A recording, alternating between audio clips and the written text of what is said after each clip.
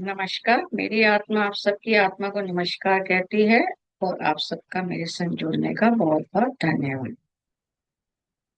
अब हम कर रहे हैं अध्याय 13। अब उसमें हमारा अगला श्लोक है 25वां, 24वां। 24वां में बोल रहे हैं, जो मनुष्य इस प्रकार जीव के प्रकृति के गुणों के साथ ही जानता है और वर्तमान परिस्थिति में, जो मतलब इस समय स्थिति चल रही है, उसमें वो स्थित रहता है, मतलब आराम से सोल्यूशन ढूंढता है। प्रॉब्लम अगर आ गई और अगर कुछ खुशी है तो उसको अच्छे से एंजॉय करता है, तो वो कौन है? वो मुक्त है। उसको बोला जाता है मुक्ति। तो मतलब क्योंकि उसको दुख भी तंग नहीं कर रहा और सुख भी बहुत ज्यादा उत्तेजित नहीं कर रहा, तो उसको कृष्ण जी ने बोला है कि ये अवस्था मुक्त अवस्था है। मतलब अब आप मतलब मुक्ति की तरफ है। अब आपके अंदर मुक्ति आ गई है। तो अगर आप बहुत खुश में बहुत उत्तेजित भी नहीं हो रहे हैं, दुख में आप स्थित रहते हैं, आप अपनी प्रॉब्लम का सोल्यूशन ढूंढते हैं, ना कि रोना पिटना। राइट। अब वो नेक्स्ट में कह रहे हैं, कुछ मनुष्य ध्यान योग में ये इस तरीके से पाते हैं। कुछ मनुष्य ध्यान योग में अपने हृदय में ये चीज पा लेते हैं। कुछ लोग कर्म अच्छे ही करके पाते हैं, कुछ लोग निष्काम कर्म योग करके पाते हैं। राइट। तो डिफरेंट डिफरेंट वेज से करते हैं कुछ लोग। तो जरूरी नहीं है कि ध्यान हर कोई करता हो, जरूरी नहीं है हर कोई पूजा पाठ करता हो। तो डिफरेंट डिफरेंट वे से। पर मेन क्या है कि प्रॉब्लम के टाइम पे इंसान रोना पिटना कर रहा है या उसका सोल्यूशन ढूंढ रहा है, मतलब हर परिस्थिति में वो नॉर्मल है। वो अब वो कह रहे हैं कि उसके हिसाब से है आपका ना। अगले में कृष्ण जी कह रहे हैं कि कुछ ऐसे मनुष्य भी होते हैं जो आध्यात्मिक ज्ञान नहीं है, जिन्होंने जैसे आपने ये ज्ञान प्राप्त कर लिया, कुछ लोगों को नहीं है। पर वो लोग क्या होते हैं, किसी गुरु की जिसको ये वाला ज्ञान है उसकी शरण में है, तो उसके हिसाब से चलते हैं। तो वो भी क्या होंगे? मुक्त कहलाएंगे। राइट। तो मुक्ति के लिए उन्होंने उनको भी मुक्त कहा है। तो मे भी वो मतलब किताबों से ज्ञान नहीं पा रहे, पर उन्होंने किसी गुरु के द्वारा ये ज्ञान पा लिया। राइट। फिर नेक्स्ट श्लोक में कृष्ण जी बोल रहे हैं, और ये इसी प्रकार जो यहाँ संसार में हो रहा है वो जड़ प्रकृति कहलाती है। राइट। और जो चेतना है, जिस जो हम मानते हैं आत्मा सही में है, वो चेतना प्रकृति के नियम है। तो ये प्रकृति है, नेचर प्रकृति है, और उसमें चेतना जो है, हम लोग चेतना रूपी पुरुष यहाँ पर है। राइट। तो यहाँ पर अब उन्होंने हमें प्रकृति और पुरुष को भी बता दिया न। अगले श्लोक में वो कह रहे हैं कि जो मनुष्य समस्त नाशवान शरीरों में अविनाशी आत्मा के साथ अविनाशी परमात्मा के समान भाव में स्थित रहता है। अगेन वही। राइट। अब वो यहाँ पर क्या बोल रहे हैं कि अगले में अगले ही श्लोक में वो क्या बोल रहे हैं कि सब प्राणियों की तरफ उसका भाव जो है समान है। मतलब उसका भाव जैसे परमात्मा है, उसके लिए सभी बच्चे एक से है ना। तो जिस इंसान को अहम ब्रह्मास्मि का ज्ञात हो गया, तो उसको क्या होता है, सामने वाले में भी परमात्मा के ही दर्शन होते हैं, उसमें उसमें भी उसी रूप को देखता है कि जैसा मैं हूं वैसे ही तुम हो। तो वो सभी में समानता देखता है। राइट। इसको अभी हम डिटेल में समझेंगे कि किस प्रकार से वो समान मान रहे हैं। राइट। तो ये भी हम अभी आगे के श्लोक पूरे करके फिर हम इसको समझेंगे कि ये 29वें श्लोक में किस प्रकार से समान रूप कह रहे हैं वो कृष्ण जी। फिर तीसरे में भी वो यही कह रहे हैं कि कार्य कर रहे हैं और अकर्ता है, अकर्ता भाव में कर रहे हैं। इसको भी अगले डिटेल में अभी आपको बताती हूँ कि किस प्रकार से है कि ये अकर्ता है। ठीक है। एंड उसके बाद वो क्या बोल रहे हैं कि अभी सभी प्राणियों में अलग अलग भावों में एक ही परमात्मा को अगेन, कि सभी में ही वो फिर भी परमात्मा का रूप देख रहा है। तो वो प्राणी जो है वो क्या है? मोक्ष। उसको मोक्ष हम मान रहे हैं, या मुक्ति कह लीजिए, तो उसको हम मुक्ति मानते हैं। राइट। हाँ, वो कह रहे हैं कि यही चीज क्या है आपका चर अचर, मतलब यहाँ हो, पर हो, कहीं भी हो, किसी भी आयाम में हो, किसी भी योनि में हो, पर इस संसार में कब आओगे? जब आपके पास कोई कारण है। राइट। तो हमेशा कारण शरीर की वजह से ही हम धरती पर आते हैं, और कारण शरीर की वजह से ही हम किसी वस्तु में लिप्त हो जाते हैं, हम किसी वस्तु की इच्छाएं करते रहते हैं। पर हमारे को इच्छाओं करें, आप इंजॉय करें, उससे कोई वो नहीं है, पर आत्म रूपी पहचान अपनी रखें। राइट। अब वो बोल रहे हैं कि अब इस संसार को चलाने के लिए कौन है? सूर्य है। सूरज नहीं है तो ये संसार नहीं चलेगा। मतलब सूरज किस दिन हट गया, तो सूरज हटने के बाद क्या होगा, ऑटोमेटिकली धरती कंप्लीट, धरती नहीं रहेगी।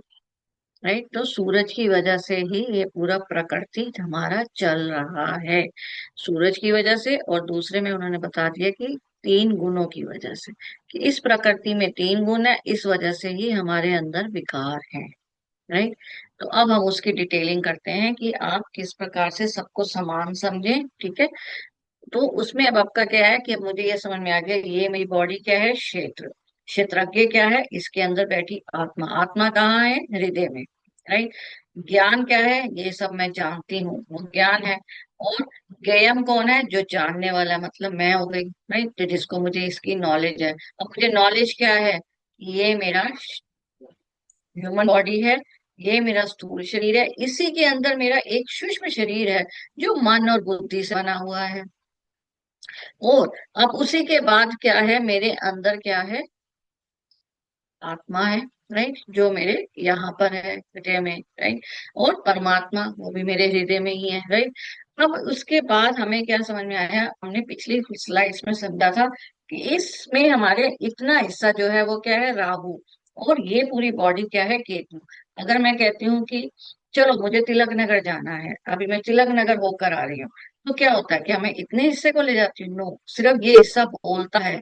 और डायरेक्शन कौन फॉलो करता है? मेरी ये बॉडी, तो मेरे ये पैर ऑटोमेटिकली कोई भी वे माध्यम चूज कर सकते हैं कि इस रिक्शा से जाएं, कार से जाएं, पैदल जाएं, पर पूरी बॉडी फॉलो करती है। तो इसका मतलब ये बॉडी राहु जो बोल रही है उसको फॉलो करती है बॉडी। तो इसका मतलब अगर मैं बुरे विचार बोल रही हूँ तो उसको भी तो फॉलो करेगी।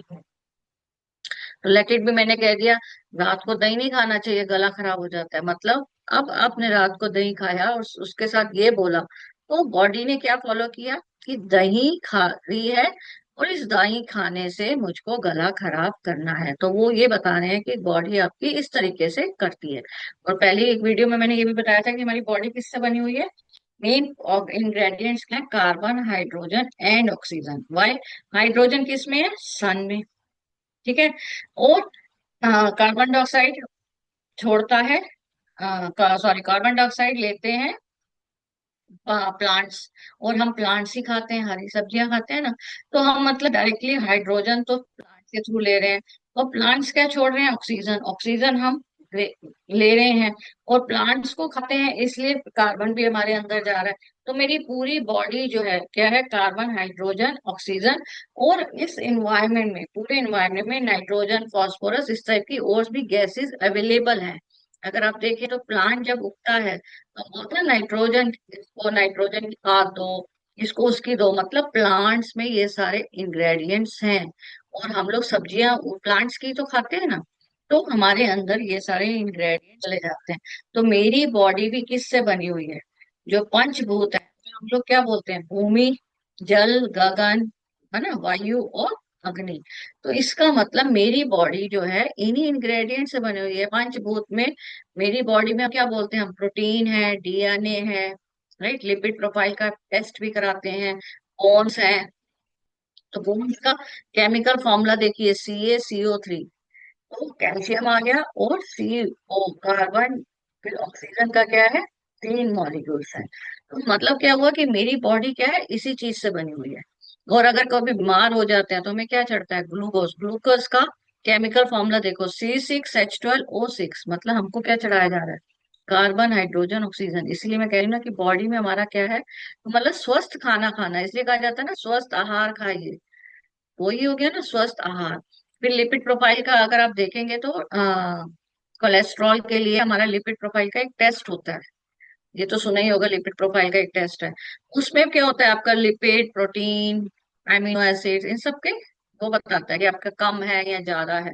अब एमिनो एसिड्स का फॉर्मूला क्या होता है? Water plus carbon plus nitrogen, N मतलब नाइट्रोजन। एमिनो एसिड का केमिकल फॉर्मूला।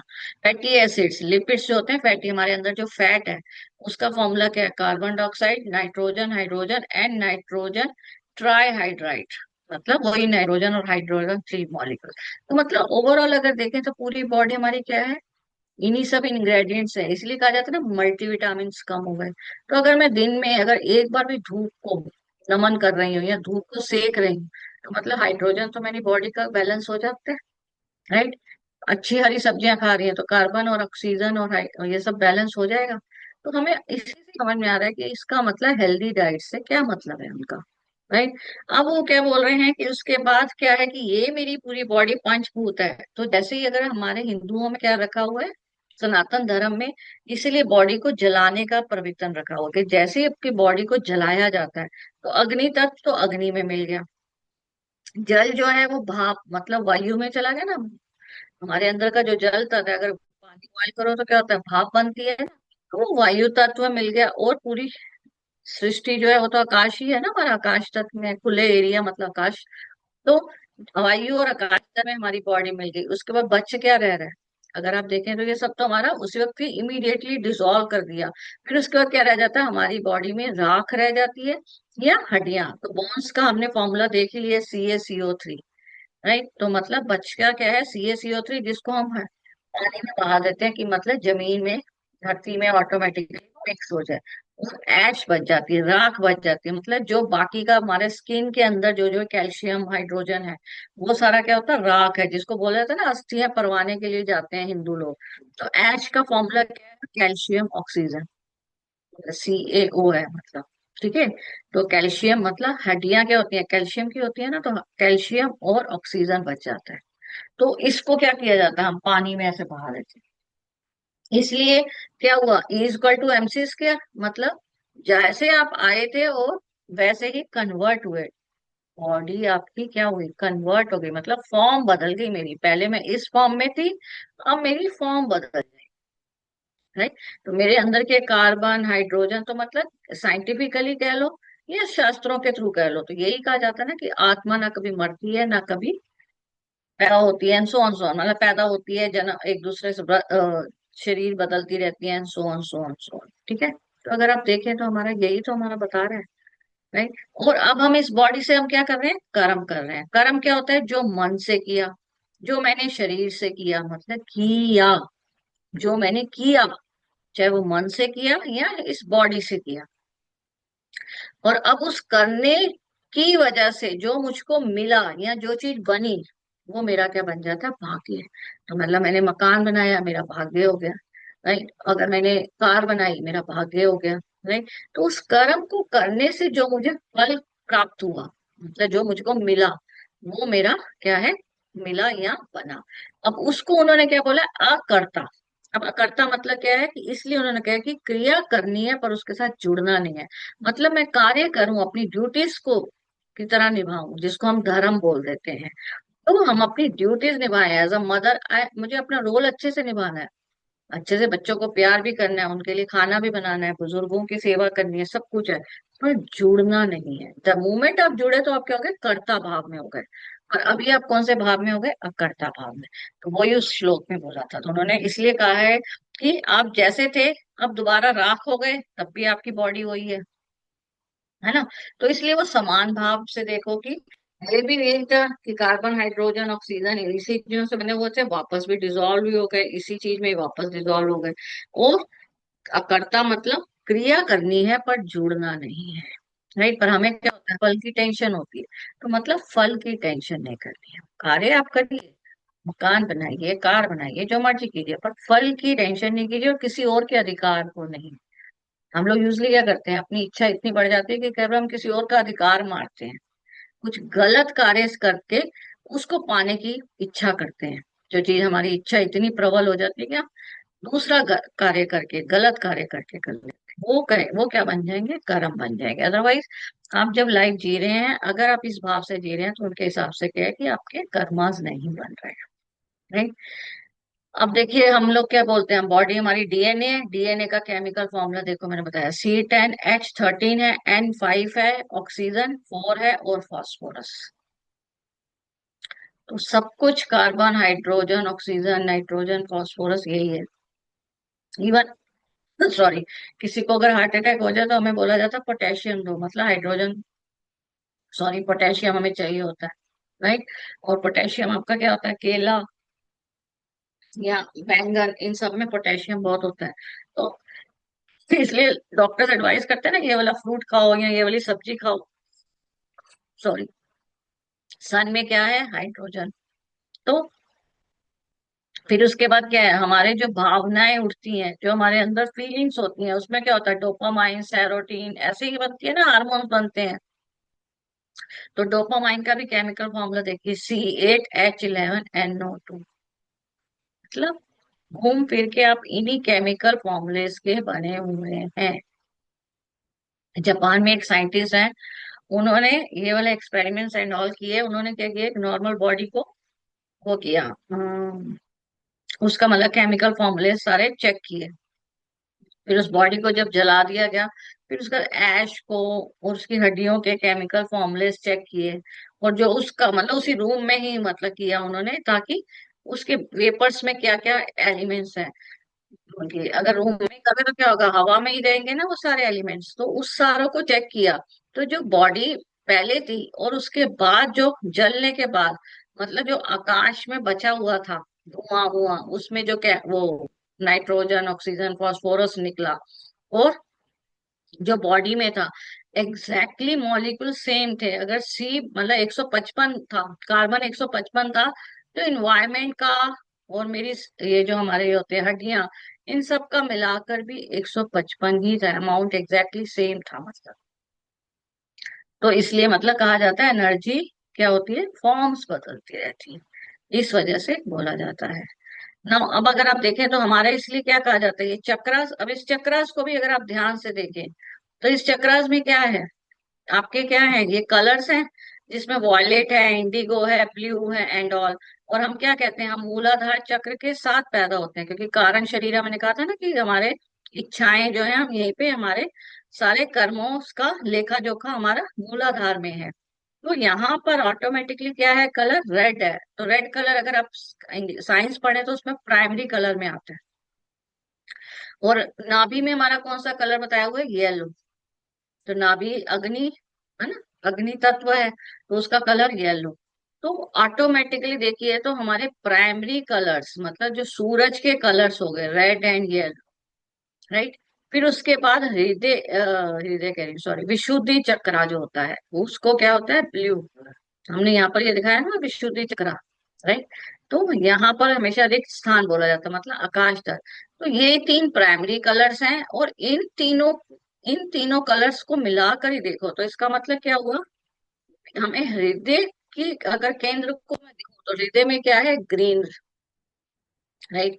अगर प्लांट्स है तो वो क्या होते हैं, ग्रीन। तो अब ये जो हृदय है, यहाँ पर अगर मैं अपने आप को केंद्रित रखूं, तो हृदय का मतलब क्या हो गया, प्रेम।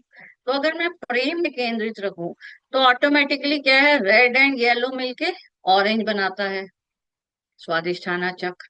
फिर रेड एंड ब्लू मिलकर इंडिगो कलर बनाता है, रेड एंड ब्लू कलर मिलकर वॉयलेट कलर बनाता है, और पर्पल कलर बनाता है, यहाँ पर वॉयलेट आना चाहिए। तो ये क्या है, वॉयलेट, पर्पल, इंडिगो, हमेशा क्या है, रेड एंड ब्लू का कॉम्बिनेशन है।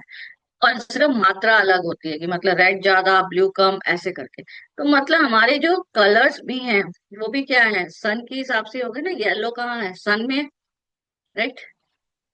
तो येलो, रेडिश भी सन से आता है ना, सन जब डूब रहा होता है तो रेडिश होता है। तो प्राइमरी कलर्स इसलिए, और सन में थोड़ा थोड़ा ऑरेंज भी दिखता है, तो रेड, येलो, और आकाश क्या है, ब्लू। तो वो प्राइमरी कलर्स हैं, तो इसीलिए हमारे स्वादिष्ठाना इन सब के चक्रों के कलर्स भी एग्जैक्टली वैसे ही हैं। तो मतलब इन्हीं के कॉम्बिनेशन है, मतलब मूल धारा तो हमेशा ही रहेगा, राइट। मूल धारा चक्र तो हमेशा ही रहेगा। तो रेड कलर तो हमेशा ही रहेगा, पर रेड के कॉम्बिनेशन के साथ आपका क्या हो रहा है, indigo, violet, orange and so on, right. तो इसका मतलब हर समय अगर हम हार्ट चक्रा में रहते हैं, अगर हम समय हृदय चक्रा में रहते हैं, तो ऑटोमेटिकली क्या है, चक्रास बैलेंसिंग अपने आप ही हो जाती है, राइट। तो इस प्रकार हमने 35 पूरे श्लोक 13वां चैप्टर के कर लिए, तो हमारा 13वां चैप्टर कंप्लीट हो गया। बहुत बहुत धन्यवाद।